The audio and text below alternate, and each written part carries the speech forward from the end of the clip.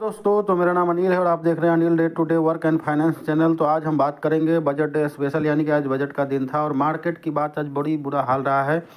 तो सबसे पहले बात करेंगे निफ्टी की। तो निफ्टी लगभग 24,825 यानी कि 25,000 की जो हाई बना था, 25,000 की सपोर्ट को इसने तोड़ दिया है। 24,825 पे क्लोजिंग हुई है, लगभग 500 पॉइंट नीचे यानी कि 2% की गिरावट हुई है। आज ओपनिंग इस तरह हुई थी और ऊपर गई, उसके बाद जो है धड़ाम से नीचे आया बजट पे और उसके बाद सैलेंस ऊपर गया थोड़ा सा, फिर नीचे की तरफ ही क्लोजिंग हुई है। इसकी दिन भर की अगर चर्चा करें तो दिन भर की चर्चा में अगर चलते हैं तो देखते हैं तो इस प्रकार से हमें पता चलता है कि आज क्या हुआ है। तो आज शुरुआत करेंगे प्रीवियस क्लोजिंग से। तो प्रीवियस क्लोजिंग 325 320 पे हुआ था, जबकि आज की ओपनिंग 25 333 यानी कि लगभग 13 पॉइंट ऊपर हुआ था। जबकि आज का लो बनाया है 24,575 और हाई लगाया था लगभग 25,440 का।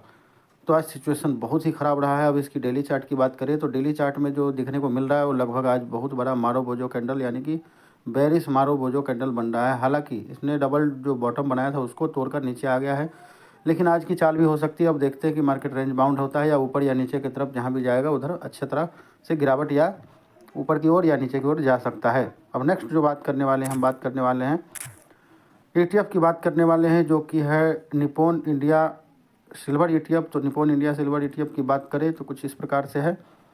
तो इसमें आज बहुत ही बुरा हाल रहा है, लगभग 12% नीचे बंद हुआ है, जबकि 252 रुपये 50 पैसे पे क्लोजिंग हुई है और 34 रुपये के आसपास गिरा है। और गिरा है उसके बाद जो लोअर सर्किट में ही जो भी बाइंग सेल हुआ है लोअर सर्किट में ही हुआ है। दिन भर की चाल की बात करें तो जो प्रीवियस क्लोजिंग था वो 286 का था, NAV 315 का था और ओपनिंग जो हुआ है लगभग 287 पे हुआ है यानी कि 1 रुपये ऊपर। लेकिन जो लो बनाया है वो लगभग 252 का बनाया, हाई 287 का लगाया है। और जबकि देखा जाए इसकी वॉल्यूम जो रहा है आज 1,63,61,553 का रहा है, यानी कि लोगों ने माल बेचने की तो पूरी कोशिश की, लेकिन खरीदने यानी कि बायर था ही नहीं, सेलर ही भरा हुआ था। इसीलिए आज ये वॉल्यूम यानी कि कम दिख रहा है। अगर डेली चार्ट की बात करें तो डेली चार्ट में बेरिश मारो मोजो कैंडल लगातार आज तीसरा दिन की गिरावट दिख रही है। पहला दिन, दूसरा दिन और आज तीसरे दिन की गिरावट है और लगभग जो पिछला लो बना था वहाँ के आसपास आ गया है। अब आगे देखते हैं कि कहाँ जा रहा है। वैसे तो मुझे डाउन ट्रेंड ही दिख रहा है, डाउन ट्रेंड टू कॉसेस दिख रहा है। बाकी अपने सलाहकार से पूछकर ही कोई डिसीजन बनाएं। अब नेक्स्ट बात करेंगे हम टाटा सिल्वर ETF के बारे में बात करेंगे। टाटा सिल्वर ETF, तो टाटा सिल्वर ETF की बात करें तो इसका भी सिचुएशन सेम रहा है, लगभग 10% नीचे 27 रुपये 52 पैसे पे क्लोजिंग हुई है। और जबकि 3 रुपये गिरकर और शुरू में ही गिर गया था, उसके बाद यहीं पे ये बाई सेल हुआ है। इसका भी हम वॉल्यूम चेक कर लेते हैं क्या सिचुएशन बना था। तो इसकी प्रीवियस क्लोजिंग लगभग 30 रुपये 57 पैसे का था, जबकि NAV 34 रुपये का था। तो आजकल NAV देखने का कोई खास मतलब है नहीं। ओपन हुआ है लगभग 30 रुपये 82 पैसे पे, जबकि आज की लो बना है 27 रुपये 52 पैसे, हाई बनाया है 30 रुपये 82 पैसे। वॉल्यूम की बात की जाए तो लगभग 4,60,957 शेयर का लेन देन हुआ है। तो दोस्तों बात यह है कि इसमें आज लोअर सर्किट पे ही जो बाई सेल हुआ है वही हुआ है, बायर था ही नहीं बिल्कुल और सेलर भरे पड़े थे।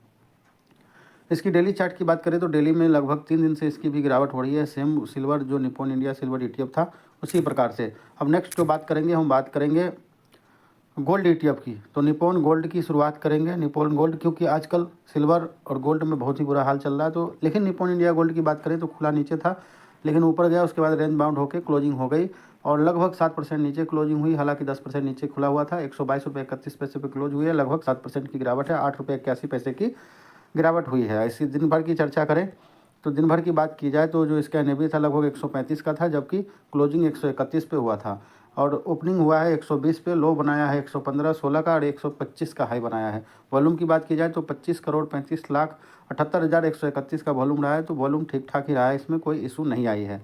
इसकी डेली चार्ट की बात करें तो डेली चार्ट में कुछ सेम सिचुएशन बनी है, लेकिन गोल्ड सिल्वर से थोड़ा सा मुझे इसका जो चार्ट दिख रहा है वो लगभग कॉसेस टू निगेटिव ही दिख रहा है, लेकिन अभी रेंज बाउंड के तौर पे है। अब इसका जब तक लो नहीं काटता है तब तक देखते हैं, या फिर ऊपर काटता है, ये दोनों सिचुएशन में ऊपर नीचे और जा सकती है। बाकी अपने सलाहकार से ही कोई डिसीजन ले और बाई सेल करे।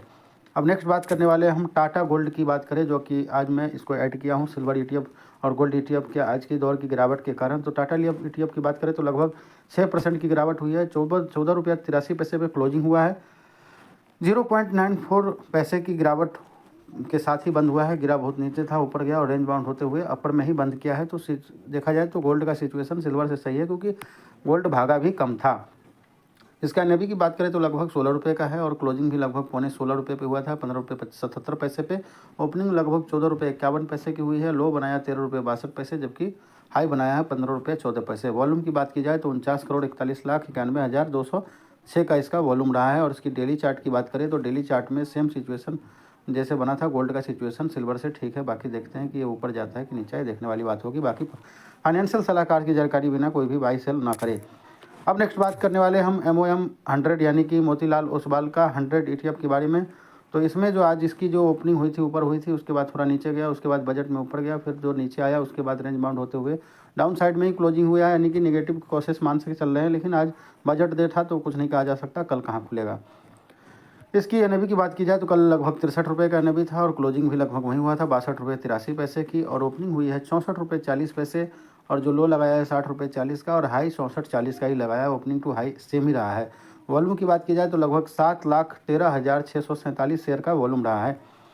इसकी डेली चार्ट की अगर बात करें तो डेली चार्ट में लगभग जो डबल बॉटम बना था पिछले दिनों के, लगभग उसी बॉटम के नीचे गया था थोड़ा देर के लिए, लेकिन क्लोजिंग जो हुई है लगभग सेम बॉटम के ऊपर ही हुआ है। तो अभी हम कोशिश टू नेगेटिव है, लेकिन देखा जाए तो इतना भी ख़राब सिचुएशन नहीं है। हालांकि 2% नीचे गिरकर ही बंद हुआ है, ये देखने वाली बात होगी।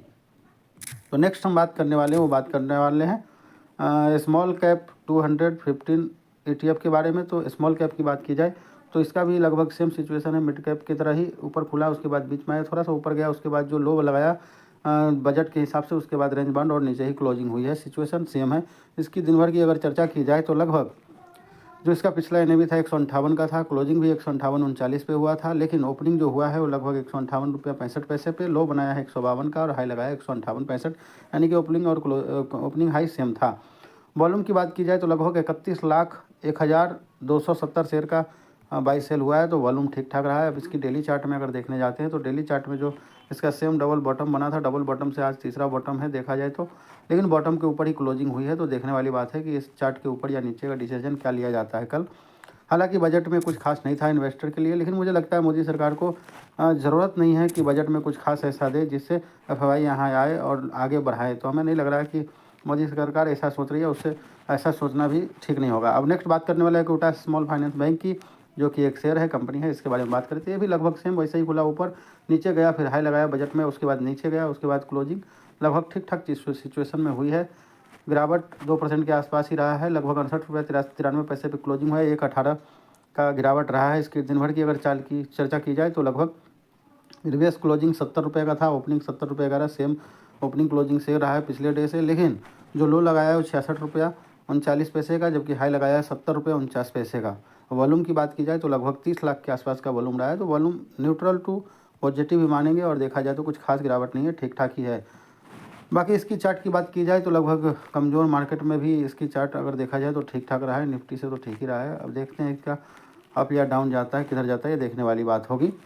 तो Kotak small finance bank Nifty से ज़्यादा मजबूत मुझे फ़िलहाल दिख रहा है और मेरे ख्याल से अगर पोजीशन थोड़ा बहुत बनाना चाहिए तो इसी में बनाना चाहिए था, लेकिन हमने पोजीशन लगभग नहीं बनाया है किसी में भी, क्योंकि मेरे पास माल है ही नहीं, तो मैं ऐसे ही काम कर रहा हूँ अभी।